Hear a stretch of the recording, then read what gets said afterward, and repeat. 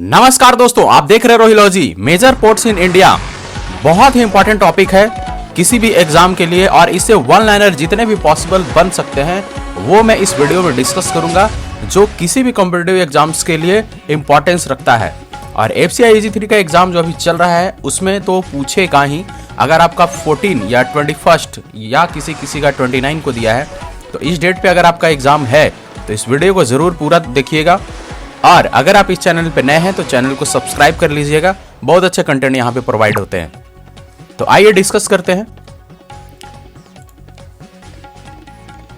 India में total major ports कितने हैं?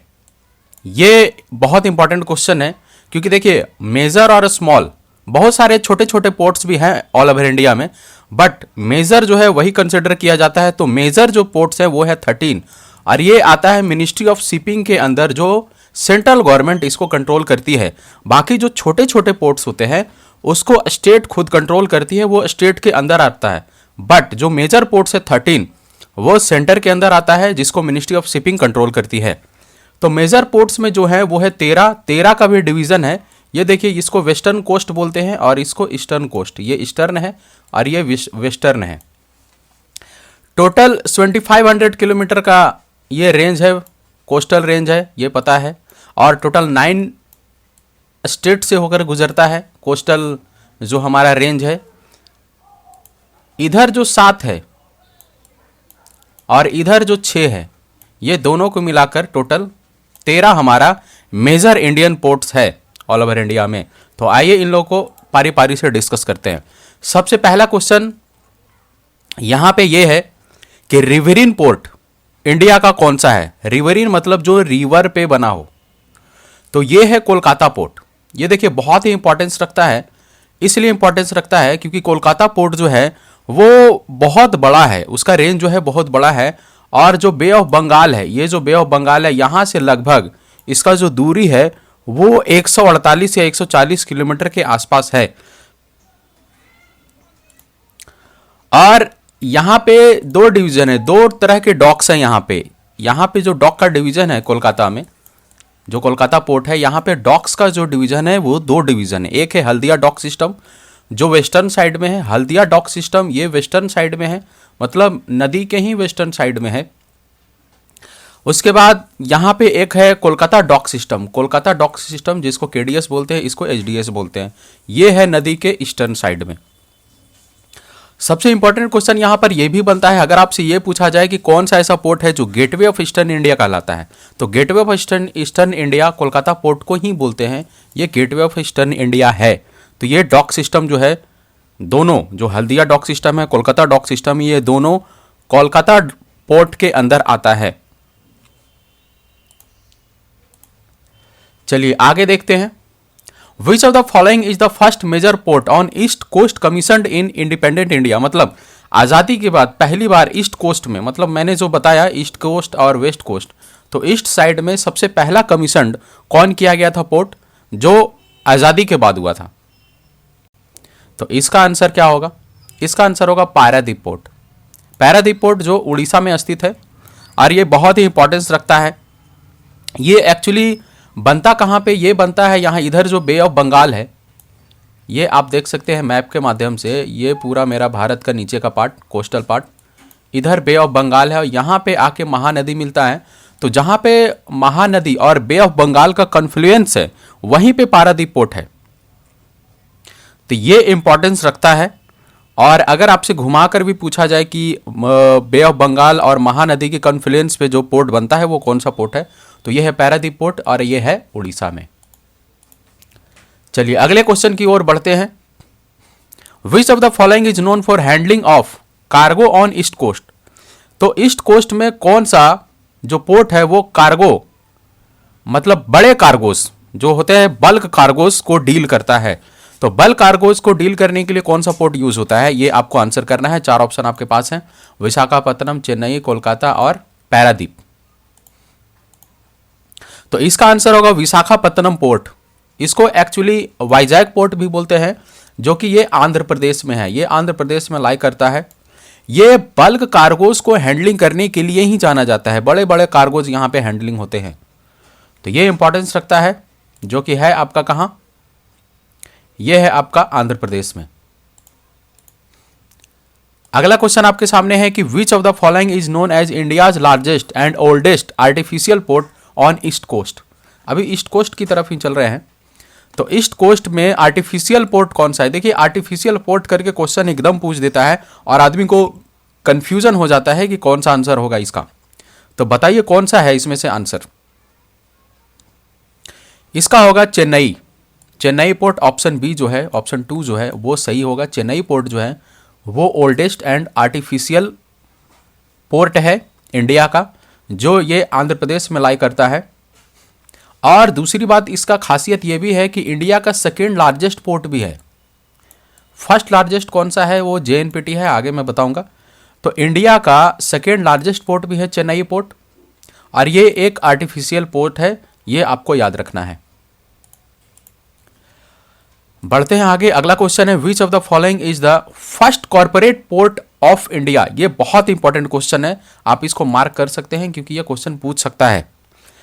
कॉर्पोरेट पोर्ट, क्योंकि देखिए बाकी सब जो है वो मिनिस्ट्री अपने अंडर रखती है और उसको हैंडल करती है, बट ये क्या है कि कॉर्पोरेट रजिस्ट्रेशन के तहत ये कॉर्पोरेट की तरह काम करती है, जिसमें से 68% स्टेक जो है वो गवर्नमेंट का है।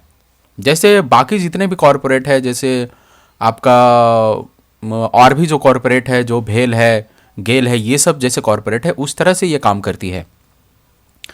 तो ये कौन सा पोर्ट है आपको आंसर बताना है।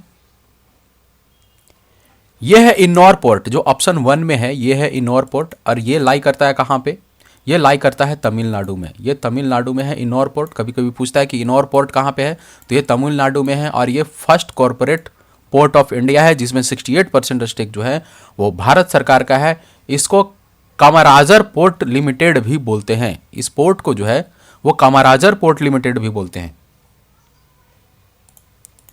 चलिए अगला क्वेश्चन है कि तूतीकोरिन पोर्ट जो है वो कहां पे लोकेटेड है। तूतीकोरिन पोर्ट जो है वो कहां पे लोकेटेड है, ये आपको बताना है।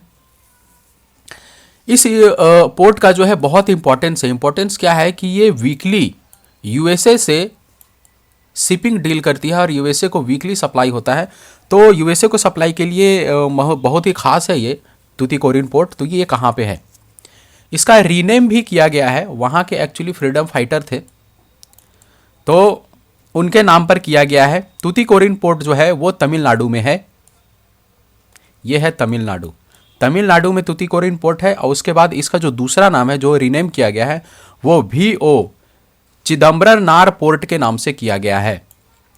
तो ये भी आपसे पूछ सकता है कि VO चिदम्बरनार पोर्ट कौन सा पोर्ट है, तो ये है तूतीकोरिन पोर्ट जो कि तमिलनाडु में है। और इसका एक इंपॉर्टेंट पॉइंट भी है, जो है ये है कि ये गल्फ ऑफ मन्नार में लाई करता है।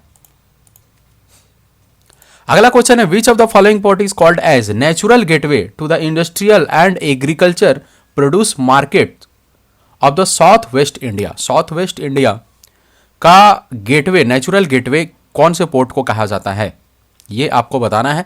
उसके बाद इसमें 4 ऑप्शन है आपके सामने, कोचीन पोर्ट, चेन्नई, कोलकाता, पारादीप। ये कौन सा पोर्ट होगा, तो इसका आंसर होगा पहला कोचीन पोर्ट। कोचीन पोर्ट जो है वो लाई करता है विलिंगडन आइलैंड के पास, और ये एक नेचुरल हार्बर है। नेचुरल हार्बर कहने का मतलब होता है कि जहाँ पे शिप्स वगैरह को, जो बड़े बड़े शिप्स होते हैं, डॉक्स होते हैं, उसको वहाँ पे बांध सकते हैं, स्टे कर सकते हैं, और मतलब एक तरह का समझिए कि पार्किंग वहाँ पे बहुत बड़े स्तर पे अवेलेबल होता है। तो ये है कोचीन पोर्ट, जो कि कोची केरला में है। कोचीन पोर्ट कोची केरला में है, और इसको नेचुरल गेटवे बोलते हैं agriculture and industrial produce market के लिए। अगला क्वेश्चन आपके सामने ये है कि which of the following is well linked with NH17 and rail line. देखिए NH17 से कौन सा कंप्लीटली अच्छे से लिंक्ड है और रेल लाइन से लिंक्ड है, ये क्वेश्चन आपके सामने रखा गया है। तो कौन सा इसमें से पोर्ट होगा, ये आपको बताना है। तो देखिए इसका बहुत ही अच्छा आंसर है न्यू मैंगलोर पोर्ट। ये न्यू मैंगलोर पोर्ट जो है ये है कर्नाटका में, और ये रेलवे लाइन और NH70 से बहुत अच्छा कनेक्टेड है। तो यहाँ से ट्रांसपोर्ट का जो सिस्टम है वो बहुत ही अच्छा कनेक्टेड है। तो जल्दी जल्दी यहाँ पे पोर्ट का सिस्टम बहुत अच्छा चलता है। अगला क्वेश्चन आपके सामने है which of the following port is located on the estuary of river Zuari. Zuari river, देखिए आपको अगर पता है कि जुआरी रिवर कहाँ है तो आप इसका आंसर कर पाइएगा। तो जुआरी रिवर कहाँ है, और इस जुआरी रिवर पे जो एस्चुरी बनाती है, जुआरी रिवर एस्चुरी बनाती है, तो ये कहाँ पे है, कौन सा पोर्ट है इस पे? Mangalore port, Chennai port, Kolkata port या न्यू मैंगलोर पोर्ट? देखिए एक्चुअली जुआरी रिवर जो है वो है गोवा में, ठीक है। गोवा से थोड़ा मोड़ा अगर लिंक करिएगा आप तो मारमा गांव पोर्ट, गोवा गांव ये याद रख सकते हैं आप, गोवा गांव मारमा गांव पोर्ट है। तो ये एस्चुरी पे है, और उसके बाद इसका भी बहुत अच्छा इंपॉर्टेंस है। तो ये है रिवर जुआरी पे। अगला क्वेश्चन आपके सामने है कि which of the following is the largest container port of India? Largest container port of India, और इंडिया का सबसे बड़ा लार्जेस्ट पोर्ट है। इसका आंसर क्या होगा? कोचीन पोर्ट होगा, जेएनपीटी होगा, या कोलकाता पोर्ट होगा, या न्यू मैंगलोर पोर्ट होगा? जेएनपीटी का फुल फॉर्म है जवाहरलाल नेहरू पोर्ट ट्रस्ट, और इसका आंसर भी यही है। इंडिया का सबसे बड़ा जो पोर्ट है वो है जवाहरलाल नेहरू पोर्ट ट्रस्ट, जो कि महाराष्ट्र में है। और इसको एक्चुअली क्या है कि पहले इसको नहावा सेवा पोर्ट भी कहते थे। इसको नहावा सेवा पोर्ट इसलिए कहते थे कि वहाँ का जो विलेज है, जहाँ पे ये है पोर्ट, वहाँ का जो विलेज है नहावा सेवा विलेज है, तो उसके नाम से भी जाना जाता था। फिर बाद में इसको जेएनपीटी नाम दिया गया। और ये अकेले 55% ऑल ओवर इंडिया का, आप सोचिए ऑल ओवर इंडिया में टोटल मेजर पोर्ट्स जो हैं वो 13 हैं, उसमें से अकेले ये 55% हैंडल करता है। जितने भी कंटेनर है उसका इकलौता अकेले 55% हैंडल करता है, इसलिए इंडिया का सबसे बड़ा लार्जेस्ट कंटेनर पोर्ट है जेएनपीटी। अगला क्वेश्चन आपके सामने है which of the following is the natural port of India? ये छाप लीजिए दिमाग में कि ऐसा क्वेश्चन बहुत बार जेएसएससी हो गया या एसएससी हो गया या जीडी हो गया, बहुत सारे एग्जाम्स में ये पूछे जा चुके हैं। तो नेचुरल पोर्ट कौन सा है ये आपको बताना है। एक्चुअली ये लोकेटेड है सैलसेट आइलैंड पे। सैलसेट आइलैंड कहाँ है अगर आपको ये पता है तो भी आप आंसर कर पाइएगा। और ये है नेचुरल पोर्ट, और ये है मुंबई पोर्ट। ये है मुंबई, महाराष्ट्र में मुंबई पोर्ट, जो कि बहुत ही पुराना है, और ये नेचुरल पोर्ट है। अगला क्वेश्चन आपके सामने है which of the following port is the tidal port? Tidal जो टाइड्स बने हुए हैं, मतलब टाइडल जो समुद्री लहरें आती हैं, वहाँ पे बहुत लहरें बहुत आती है, समुद्री लहरें, और इसी की वजह से यहाँ पे निर्माण भी हुआ है, तो इसीलिए इसको टाइडल पोर्ट बोलते हैं। तो कौन सा है? और ये जो टाइडल पोर्ट है ये बहुत इंपॉर्टेंस रखता है। क्रूड ऑयल यहाँ से इंपोर्ट्स किए जाते हैं, जो कि इंडिया में जो भी क्रूड ऑयल इंपोर्ट्स होते हैं, ये देखिए क्रूड ऑयल अगर इंपोर्ट्स होता है तो इधर से होता है, अरेबियन कंट्रीज से होता है। तो यहाँ पे आपको मिलेगा क्या? गुजरात। तो गुजरात में है, तो गुजरात में कौन सा पोर्ट है? तो गुजरात में कांडला पोर्ट है। गुजरात में कांडला पोर्ट है, और क्रूड ऑयल इंपोर्ट्स के लिए बहुत ही इंपॉर्टेंस रखता है ये पोर्ट, और ये टाइडल पोर्ट कहलाता है, कांडला पोर्ट। कांडला पोर्ट जो है वो टाइडल पोर्ट कहलाता है। अगला क्वेश्चन आपके सामने है which of the following port is the newest port in India? तो इंडिया का सबसे नया पोर्ट कौन सा है जो हाल फिलहाल में ही डिक्लेयर किया गया है? हाल फिलहाल मतलब कुछ सालों में ही डिक्लेयर किया गया है, और इंडिया का यह 13 पोर्ट है, मतलब 13th लार्जेस्ट पोर्ट में से ये 13वां है। जो 13 है उसमें से 13वां यही है।